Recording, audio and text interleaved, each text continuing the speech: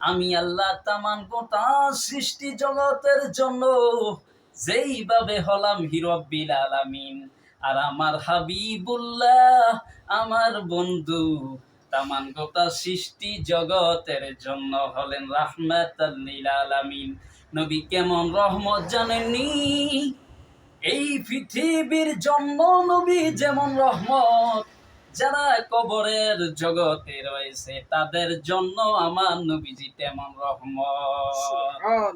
সাহাবায়ে কেরাম একদিন নবীজিকে বলতেছেন, ইয়া রাসূলুল্লাহ, ইয়া হাবিবাল্লাহ, নবী গো, ও গো মায়ার নবীজি, আপনি তো বলেছেন আপনি রাহমাতাল লিল আলামিন। দুনিয়ার বুকে মানুষ বিপদে যখন পড়ে আপনি রাসূল তাকে বিপদ থেকে উদ্ধার করেন। যারা কাল হাসরের মাঠে মুসিবতে পড়বে গো নবী, যারা কবরের মধ্যে মুসিবতে পড়বে, তাদেরকে আপনি কি করবেন? নবী বলেন, ও আমার সাহাবা, শুনে রাখো, মানুষ যখন মুসিবতে পড়ে, তার আত্মীয় স্বজন বন্ধু বান্ধব দুনিয়াতে বিপদে পড়লে এগিয়ে আসে তাকে বিপদ থেকে রক্ষা করার জন্য। যারা দুনিয়া থেকে চলে গিয়েছে তাদের মতো ইয়েতিম, তাদের মতো অসহায় আর কেউ নাই রে উম্মত।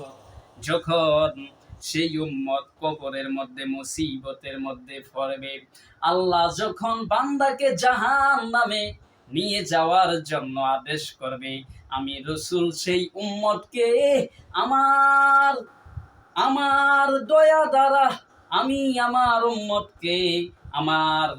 উম্মতকে আমি করুণা দ্বারা আমার উম্মতকে আমি রাসূল এমন আমি আমার উম্মত যদি মুসিবতে পড়ে ইয়া রাসূলুল্লাহ বলে ডাক দেয়, আমি রাসূল সঙ্গে সঙ্গে উম্মতের ডাকে সাড়া দিই। আর যে উম্মত কাল কবরের মধ্যে এবং হাসরে মিজানে ফুলসিরাতে মুসিবতে পড়বে, নবীজি বলেন সেই উম্মতকে আমি রাসূল কাল হাসরের মাঠে সুপারিশ করে জান্নাতে নিয়ে যাব। আল্লাহু আকবার বলুন, ইয়া রাসূলুল্লাহ, ইয়া হাবিবাল্লাহ বলুন। আমার নবী কেমন, যেই নবীকে আমার আল্লাহ হাবিব বলেছেন আসবে না, আশিকি তো মুরব্বী মানুষ, হুজুরের তো আসবে না, আসবে আবু সুফিয়ান হুজুর। হ্যাঁ, ইয়া রাসূলুল্লাহ, ইয়া হাবিবাল্লাহ, আমরা এক প্রকার ভুল হোক, 10 প্রকার ভুল হোক, 100 প্রকার ভুল হোক, 100 প্রকার ভুল হোক, সমস্ত প্রকার ভুল থেকে যখন জ্ঞান লাভ করে রেখে দেওয়া হয়, যখন আপনি রাসূলের প্রতি দুরূদ শরীফ পড়ি, সেই মধু, সেই বিষটা মধু হয়ে যায়। চিৎকার করে বলুন সুবহানাল্লাহ, আল্লাহু আকবার বলুন, ইয়া রাসূলুল্লাহ বলুন। আমার নবী কেমন নবী, যিনি হয়েছেন রাহমাতাল লিল আলামিন। যেই নবীর প্রতি দুরূদ শরীফ পড়ার কারণে মধু ফোঁকা যখন নবীর প্রতি দুরূদ শরীফ পড়ার সঙ্গে সঙ্গে সেই বিষটা মধু হয়ে যায়। চিৎকার করে বলুন সুবহানাল্লাহ, আরো মুহাব্বতে বলুন ইয়া রাসূলুল্লাহ। আমরা নবীর মুহাব্বত চাই কি চাই না? কেন চাইবেননি?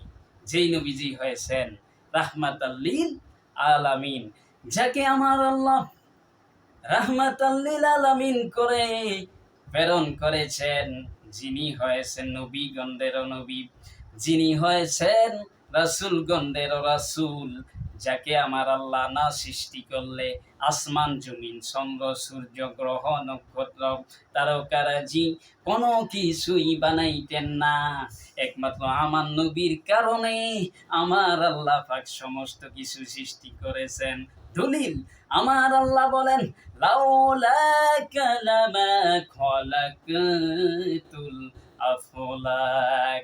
হে আমার হাবিব, আমি যদি আপনাকে না সৃষ্টি করতাম আসমান জমিন চন্দ্র সূর্য গ্রহ নক্ষত্র আমার সৃষ্টি জগতে যত সৃষ্টি জগৎ রয়েছে কোনো কিছুই আমি আল্লাহ সৃষ্টি করতাম না, একমাত্র আপনি হাবিবকে সৃষ্টি করার কারণে আমি আল্লাহ সমস্ত সৃষ্টি জগৎকে সৃষ্টি করেছি।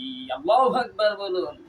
যে নবীর কারণে আমার আল্লাহ আসমান জমিন চন্দ্র সূর্য গ্রহ নক্ষত্র তারকারাজি সব কিছুই সৃষ্টি করেছেন, সেই নবীর মোহাব্বত আমাদের অন্তরে রাখা দরকার আছে কিনা? যেই নবীর মোহাব্বতের কারণে সাহাবায়ে কেরাম সাধারণ থেকে সাহাবা হয়ে গেল, যেই নবীর মোহাব্বতের কারণে সিদ্দিকে আকবর হলো, ফারুকে আজম হলো, যেই নবীর মোহাব্বতের কারণে উসমান জিন নুরাইন হলো, যেই নবীর মোহাব্বতের কারণে মাওলা আলী হলো।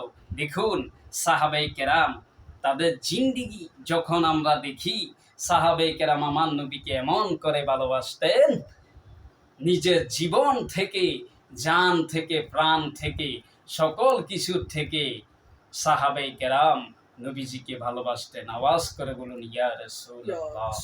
আমরা সেই নবীর মোহাব্বত চাই কিনা? যেই নবীর ভালোবাসার কারণে আপনি সাধারণ থেকে ইমানদার হয়ে যাবেন, আল্লাহর দরবারে আপনার দাম বেড়ে যাবে, এমন নবীর উম্মত আমরা হয়েছি। যেই নবীর উম্মত হওয়ার জন্য সমস্ত নবীগণ বাবা আদম আলাইহিস সালাম থেকে ঈসা আলাইহিস সালাম পর্যন্ত সমস্ত নবী রাসূলগণ আমার নবীজির উম্মত হওয়ার জন্য আল্লাহর দরবারে ফরিয়াদ করলেন। আল্লাহ পাক একমাত্র হযরতে ঈসা আলাইহিস সালামের দোয়া কবুল ও মঞ্জুর করেছেন। আওয়াজ করে বলুন না সুবহানাল্লাহ। এই নবীর উম্মত কেমন দামি নবীর কারণে, দেখুন সমস্ত নবীগণ আমাদের নবীর উম্মত হওয়ার জন্য চেয়েছেন। আল্লাহ কোন নবীকে কবুল ও মঞ্জুর করেননি, কিন্তু হযরত ঈসা আলাইহিস সালামকে আল্লাহ আমাদের নবীর উম্মত হিসেবে কবুল ও মঞ্জুর করেছেন।